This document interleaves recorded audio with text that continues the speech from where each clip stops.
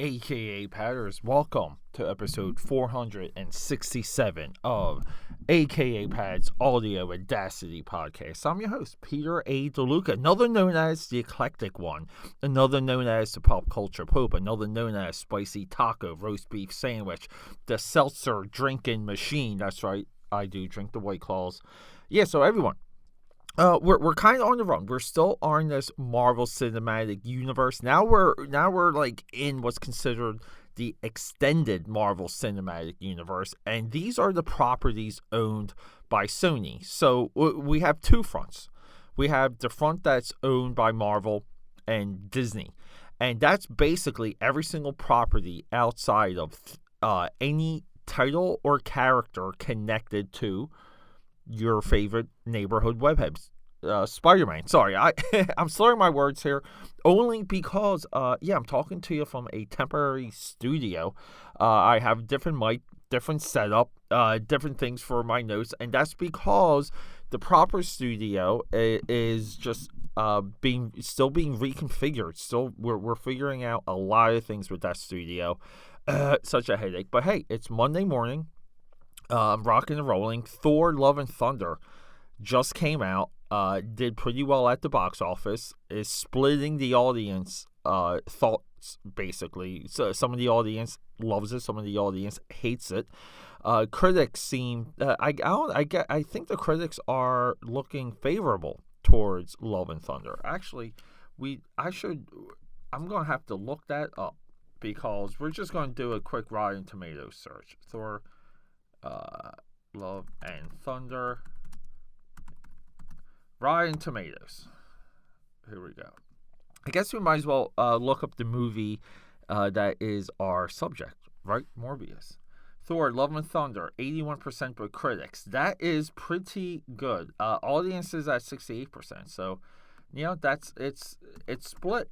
But guess what? It's a comic book sci-fi comedy movie. Just reminds me of just almost like a movie from the 80s, like the type of humor and the look and feel. But anyway, we will talk about Thor: Love and Thunder when I see it. I would love to see it multiple times, so we might wait until it drops on Disney+. Our current movie, Morbius, is at 16% with critics. 16%, people. 71% with audiences. So there you go. What do the critics know at all? And I guess that's the point of all this, is I favor this movie. This movie got destroyed online. It got destroyed before it got released. People got frustrated that the movie never came out because it got pushed back so many times. It's somewhat of a subject of COVID, like just some of this COVID backlash with theaters being open, not being open, the rise of these other streaming services. And look, you have to give Sony a little bit of credit because they saw the movie through. Now, keep in mind, too, Sony does not have a major platform.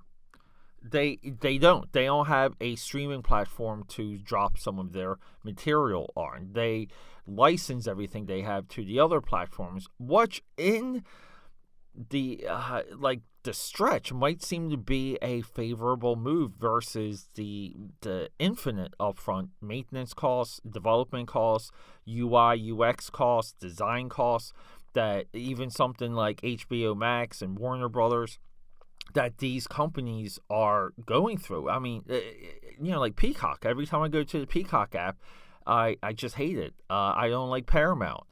There's a cost to getting it right when it comes to these streaming services, just from a aesthetic standpoint and from a position of where to click next. So or it's intuitive, I'll say. So anyway, we're 4 minutes in. This movie also stars Tyrese Gibson. No one gave him credit for that either. But yeah, so this movie became a meme. It got re-released in theaters. It didn't pop. And you might be like, well, Pete, like, what are the box office? What are the numbers? The budget for this movie is, according to Wikipedia, is between $75 and $83 million. The box office is roughly $164 million. So, not terrible. Not terrible. You can kind of argue it's somewhat in the range of a sequel, provided that it does good on streaming, provided that we have DVD sales and there's further demand. Now, what seems to be happening with Morbius is the internet made it a meme, it became a joke, and no one gave it a chance. The people who are giving this movie a chance, I'm seeing more and more and more of this just through my Facebook feed, because my Facebook feed is the final answer. But a lot of people, there's people out there that are enjoying Morbius, and this might be a shock to so many of you, because I would easily challenge what parts of the movie don't add up, don't make sense, what parts of the powers and the origin are not explained. When did Jared Leto not perform? When did the movie not have a particular look to it? This movie looks fantastic. What part of the special effects weren't landing? And people always do, they do weird things with special effects, where they do the coulda, shoulda, woulda, but that shot and that scene, and don't they know? Most of these people have no clue, and I go back and forth sometimes with people online. The hours of rendering that it takes for one frame of a movie, most people can't fathom the production pipeline when you're literally rendering a frame for days on end, and you cannot mess up the render. Meaning, if you have a failed render, you redo it all. So, but all these things, all this stuff that it takes to make these movies look their way, people take it for granted, and they, I'm going to curse here, everyone, they essentially shit on it. And that's where it gets a little bit wonky for Peter A. DeLuca, because when we look at this movie, we have a tragic tale, which we want with a vampire story. We don't get this long-winded explanation of the powers of the vampire. We don't get this discovery of the vampire weaknesses. The battle is between two vampires, which, again, we go over this all the time. We repeat our hero in a lot of these movies within the villain, because we spend so much time explaining things about the powers and how things work with the hero.